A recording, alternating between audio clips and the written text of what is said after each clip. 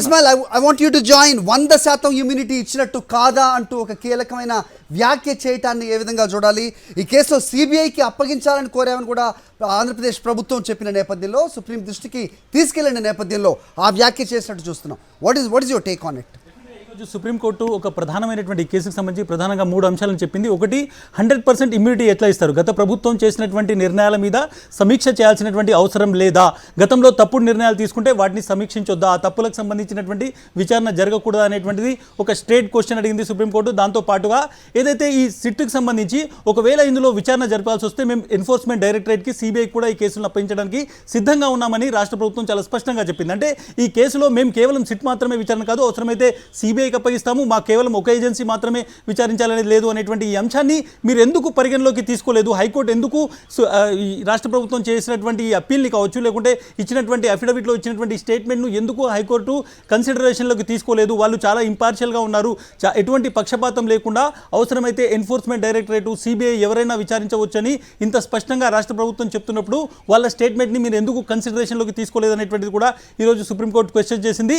దీంతోపాటు ప్రధానంగా ఈ 2 జీవోలను అర్థం చేసుకోవడంలో ఎక్కడో హైకోర్టు కొంత పొరపాటు పడింది అనేటువంటి రాష్ట్ర ప్రభుత్వ వాదనను కూడా చాలా స్పష్టంగా ఈరోజు సుప్రీంకోర్టు ఓకే చేసింది. ఇప్పుడు ఉన్నటువంటి ఈ మొత్తం సుప్రీంకోర్టు నిర్ణయం ద్వారా మనం చాలా స్పష్టంగా చెప్పొచ్చు, ఒక మంత్రివర్గ ఉపసంఘము విచారణ చేసిన తర్వాత గత ప్రభుత్వం తీసుకున్నటువంటి విధానపరమైనటువంటి నిర్ణయాల్లో లోపముంది, అక్రమాలు జరిగాయి అనేటువంటి ఒక స్పష్టమైనటువంటి నివేదిక ఆధారంగా 2020 ఫిబ్రవరి 21 ప్రభుత్వం ఒక సిట్ను ఏర్పాటు చేసింది. ఆ సిటు విచారణకు సంబంధించి కూడా చాలా స్పష్టంగా సిఆర్డీఏలో జరిగినటువంటి ఏవైతే అవకతవకలు ఉన్నాయో, దాంతోపాటు అసైన్ ల్యాండ్ను కొంతమంది అప్పుడు టీడీపీ ప్రభుత్వంలో ఉన్న వాళ్ళు లాక్కున్నారు, ఇన్నర్ రింగ్ రోడ్ పేరుతో చాలా అక్రమాలు జరిగాయి, వీటితో పాటు కీలకమైనటువంటి ప్రాజెక్టులో ఎక్కడైతే లోపాలు ఉన్నాయో, ఎక్కడైతే అక్రమాలు ఉన్నాయో వాటికి సంబంధించి విచారణ చేయవచ్చు, సిట్ ఎవరినన్నా పిలవచ్చు, ఎవరినన్నా విచారణ చేయవచ్చు అనేటువంటి అధికారాలతో ఈ సిట్ ఏర్పాటు చేయబడింది. దీన్ని అప్పుడున్నటువంటి తెలుగుదేశం పార్టీకి సంబంధించినటువంటి కొంతమంది నాయకులు ఎవరైతే ఉన్నారో, ముఖ్యంగా వర్లరామయ్య లాంటి వాళ్ళు హైకోర్టులో వెళ్ళి కొంత లీగల్గా తప్పుడు భాష్యం చెప్తూ దీన్ని అడ్డుకునేటువంటి ప్రయత్నం చేశారు. 3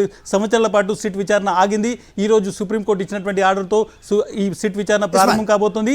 చాలా అక్రమాలకు సంబంధించినటువంటి ఇష్యూస్ బయటికి రాబోతున్నాయి. ఇన్నాళ్ళు తెలుగుదేశం పార్టీ మాకు కోర్టు అండ ఉంది, కోర్టు పూర్తిగా మా వైపే నిలిచింది, మా వైపు న్యాయం ఉంది అని చెప్పినటువంటి మాటలు కేవలం డొల్ల మాటలు. సుప్రీంకోర్టు చాలా స్పష్టంగా చెప్పింది, విచారణ ప్రీమెచ్యూర్ స్టేజ్లో ఎందుకు ఆపారు, ఎక్కడైనా ఇటువంటి విచారణ అడ్డుకునేటువంటిది ఎక్కడైనా ఉందా, అసలు 100% ఇమ్యూనిటీ ఇవ్వడానికి కారణం ఏంటిది అనేటువంటి క్వశ్చన్ చేసిన నేపథ్యంలో అక్రమాలు ఇప్పుడు బయటికి రాబోతున్నాయని చాలా స్పష్టమవుతుంది. హరి, అయితే ప్రిటెక్స్ గురించి మాట్లాడితే ఇస్మాయిల్, అంటే స్టేట్ గవర్నమెంట్ అండర్లో ఉండే ఎస్ఐటి మీద అభియోగాలు మోపుతారనే నేపథ్యంలో సో ఈ సిబిఐ కానీ ఈడీ కానీ ఈ విచారణకు కూడా మేము ముందు ఉన్నాం అని ఆంధ్రప్రదేశ్ ప్రభుత్వం చెప్పడం ద్వారా ఇంటెన్షన్ చాలా క్లియర్ కట్గా ఉన్నట్టుగా తెలుస్తుంది. సుప్రీంకోర్టు కూడా అదే భావించింది అనుకోవచ్చా? డెఫినెట్గా ఇక్కడ ఆంధ్రప్రదేశ్ ప్రభుత్వము మంత్రివర్గ ఉపసంఘం చెప్పినటువంటి విషయాలు కావచ్చు, సిట్ సమయంలో ప్రభుత్వం చెప్పినటువంటి విషయం ఏంటంటే అక్రమాలు జరిగాయి, ప్రజల డబ్బు అనేటువంటిది పూర్తిగా అక్రమార్కుల చేతుల్లోకి వెళ్ళింది, కేవలం డబ్బు సంపాదించాలి, అక్రమంగా డబ్బులు జేబులు నింపుకోవాలని గతంలో కొన్ని విధానపరమైనటువంటి నిర్ణయాల్లో తప్పు జరిగింది, అది బయటికి రావాలనేది మాత్రమే ప్రభుత్వం సంబంధించినటువంటి ఇంటెన్షన్. దీన్ని విచ్ హంటింగ్ అని చెప్పి, లేకుంటే గత ప్రభుత్వానికి సంబంధించి కొంత నిరికించే ప్రయత్నం చేస్తున్నారనేటువంటి ఒక భాష్యం చెప్పేటువంటి ప్రయత్నం జరిగింది. అది కాదు, కేవలం సిట్ మాత్రమే కాదు, మా ప్రభుత్వ అధీనంలో ఉండేటువంటి సిట్ మాత్రమే కాదు, ఎవరైనా విచారించవచ్చు, మేము దీన్ని సిబిఐకి ఇవ్వడానికి కూడా సిద్ధంగా ఉన్నాము, అవసరమైతే ఎన్ఫోర్స్మెంట్ డైరెక్టరేట్ కూడా ఇందులో విచారణ జరపవచ్చు, ఒకవేళ ఎక్కడన్నా మనీ లాండరింగ్ జరిగితే అనేటువంటిది చాలా స్పష్టంగా ఆంధ్రప్రదేశ్ ప్రభుత్వం అప్పుడు హైకోర్టుకు చెప్పింది, అదే విషయాన్ని సుప్రీంకోర్టుకు చెప్పింది. ఎందుకు అప్పుడున్నటువంటి హైకోర్టు ఈ మొత్తం ఆంధ్రప్రదేశ్ ప్రభుత్వం చెప్పినటువంటి మాటల్ని కన్సిడరేషన్లోకి తీసుకోలేదని ఒక క్వశ్చన్ కూడా ఈరోజు సుప్రీంకోర్టు చెప్పినటువంటి నేపథ్యం. ప్రభుత్వానికి ఎక్కడ ఎవరిని ఇరికించాలనేటువంటి ఉద్దేశం లేదు, ఎక్కడ మేము మాత్రమే విచారణ జరిపి ఎవరైనా తీసుకొచ్చి వాళ్ళను బంధించాలనేటువంటి ఆలోచన మాకు లేదు, కేవలం ఇది వాస్తవాలు బయటికి రావాలి, ప్రజల డబ్బు ఎవరు తిన్నారు, ప్రజల డబ్బులు ఎవరి చేతుల్లోకి వెళ్ళింది గత ప్రభుత్వ హయాంలో అనేటువంటిది వాస్తవం బయటికి రావాలనేటువంటిది మాత్రమే ఈ ఉద్దేశం అనేటువంటిది ప్రభుత్వం చాలా స్పష్టంగా చెప్పింది. అదే మాట సుప్రీంకోర్టులో కూడా చెప్పింది. సిబిఐ విచారించవచ్చు, కేంద్రానికి సంబంధించినటువంటి ఒక ఇన్వెస్టిగేషన్ ఏజెన్సీ సుప్రీంకోర్టు ఈరోజు చాలా స్పష్టంగా చెప్పింది, వాళ్ళు సిబిఐకి ఇవ్వాలనేటువంటి మాటను చాలా స్పష్టంగా చెప్పారు. ఎందుకు దాన్ని మీరు కన్సిడరేషన్లోకి తీసుకోలేదని హైకోర్టును కూడా క్వశ్చన్ చేయడం జరిగింది. సో ఓవరాల్గా చూసుకుంటే డెఫినెట్గా కొన్ని ముఖ్యంగా లీగల్గా ఉన్నటువంటి కొన్ని వ్యవహారాలను, లేకుంటే ఒక ఆ ప్రభుత్వ నిర్ణయాన్ని తప్పుడు భాష్యం చెప్తూ 3 ఏళ్ల పాటు దాదాపు తెలుగుదేశం పార్టీకి సంబంధించిన నాయకులు గత ప్రభుత్వ పెద్దలు తమకు రక్షణ తీసుకుంటూ వచ్చారు. ఈరోజు ఇమ్యూనిటీ అవసరం లేదు అనేటువంటి సుప్రీంకోర్టు మాట చాలా స్పష్టంగా మనం అర్థం చేసుకోవాల్సి ఉంటుంది. తప్పు జరిగితే దాని మీద సమీక్ష జరగకూడదా, గత ప్రభుత్వంలో ఒక నిర్ణయం తీసుకుంటే ఆ నిర్ణయం సరైందా కాదా అనేటువంటిది ఒక విచారణ ఏజెన్సీ ద్వారా ఎందుకు విచారణ చేయకూడదు, అందులో తప్పు జరిగితే ఎందుకు వాళ్ళ మీద చర్య తీసుకోకూడదు అనేటువంటి సుప్రీంకోర్టు ఈరోజు చెప్పినటువంటి తీర్పు నిజంగానే ఈ మొత్తం విచారణకు సంబంధించి ఒక చారిత్రాత్మకమైనటువంటి తీర్పుగా చూడాలి. ప్రభుత్వానికి ఒక పెద్ద విజయము. గతంలో జరిగినటువంటి అక్రమాలను బయటికి తీసుకురావడానికి, అక్రమార్కులు ఎవరైతే ఉన్నారో వాళ్ళకి సంబంధించి విచారణ చేయడానికి ఇది ఒక పెద్ద డెసిషన్. సుప్రీంకోర్టు ఇచ్చినటువంటి పెద్ద రిలీఫ్గా మనం దీన్ని చూడాలి. Hari, what could be the next course of action? అంటే ఎలాంటి విచారణకు లైన్ క్లియర్ అయింది అనుకోవచ్చు, అలాగే ఇక స్టేల్ని తెచ్చుకోవడానికి వెతుక్కునే మార్గంలో వాళ్ళు ఉంటారా అనే దానికి కూడా సమాధానం చెప్పాలి. డెఫినెట్గా కేస్ బై కేస్ మనం ప్రధానంగా చూడొచ్చు. ముఖ్యంగా సిఆర్డీఏ పరిధిలో జరిగినటువంటి అక్రమాలు కావచ్చు, పేద ప్రజలకు దళితులకు సంబంధించినటువంటి అసైన్ ల్యాండ్స్ కావచ్చు, వాటిని లాక్కున్నటువంటి గత పెద్దలకు సంబంధించినటువంటి వ్యవహారం కావచ్చు. ఇందులో చాలామంది పొలిటీషియన్స్ ఉన్నారు. గత ప్రభుత్వంలో మంత్రులుగా పనిచేసినటువంటి వాళ్ళు, ఈవెన్ ముఖ్యమంత్రిగా పనిచేసినటువంటి చంద్రబాబు నాయుడు మీద కూడా తీవ్రమైనటువంటి ఆరోపణలు ఉన్నాయి. ఆయన తన బంధువర్గానికి తనకు సంబంధించినటువంటి అస్మదీయులకు పూర్తిగా చాలా వరకు ల్యాండ్స్ రాసిచ్చారు. చాలా వరకు వాళ్ళు ఇన్సైడ్ ట్రేడింగ్ జరిగిందనేటువంటి విషయం ఉంది. ఇవన్నీ ఇష్యూస్తో పాటు చాలా నిర్ణయాలు, విధానపరమైనటువంటి నిర్ణయాలు, ఎక్కడైతే తమకు లబ్ధి చేకూరే విధంగా విధానపరమైనటువంటి నిర్ణయాలు తీసుకున్నారు, ఎక్కడ ప్రజల సొమ్ము అనేటువంటిది తమ జేబుల్లోకి వచ్చే విధంగా నిర్ణయాలు తీసుకున్నారు, అటువంటి నిర్ణయాలకు సంబంధించి విచారణ జరగబోతోంది. వీటిని సిట్ విచారించబోతోంది. అవసరమైతే రాష్ట్ర ప్రభుత్వం ఇందులో కొన్ని కేసెస్ని డైరెక్ట్గా సిబిఐ కావచ్చు, ఎన్ఫోర్స్మెంట్ డైరెక్ట్ని కూడా విచారించమని అడిగేటువంటి అవకాశం ఉంది. ప్రస్తుతం సిట్ విచారణకు లైన్ క్లియర్ అయింది. ఏ కేసును ఎవరు విచారించబోతున్నారు అనేటువంటిది కూడా కొద్ది రోజుల్లో స్పష్టత వచ్చేటువంటి అవకాశం ఉంది.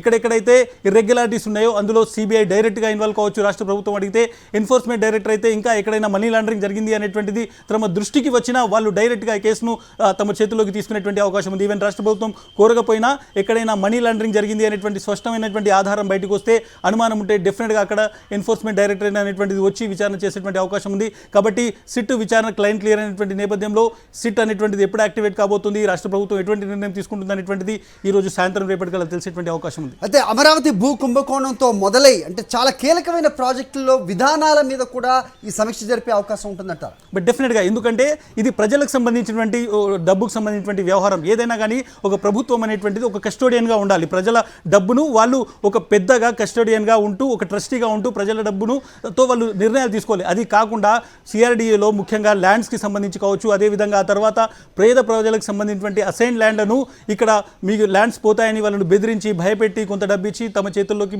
తీసుకున్నటువంటి సంఘటన చాలా ఉన్నాయి. ఇన్నర్ రింగ్ రోడ్ పేరుతో కూడా అక్రమాలు జరిగాయి. చాలా ప్రాజెక్టులకు సంబంధించి కూడా ఇష్యూస్ ఉన్నాయి. సో వీటికి సంబంధించి ప్రభుత్వం ఏ విధంగా, ఎందుకంటే ఇప్పుడున్నటువంటి జగన్మోహన్ రెడ్డి ప్రభుత్వం వచ్చిన తర్వాత చాలా నిర్ణయం, రివర్స్ టెండరింగ్ ద్వారా కూడా చాలా డబ్బు వెనక్కి వచ్చినటువంటి నేపథ్యం. సో సాక్ష్యాధారాలు చాలా స్పష్టంగా కనబడుతున్నాయి. ఎక్కడైతే 100 రూపాయలకు పని జరుగుతుందో అక్కడ 200 రూపాయలు ఇచ్చినటువంటి గత ప్రభుత్వ నిర్ణయాల మీద డెఫినెట్గా విచారణ జరగబోతోంది.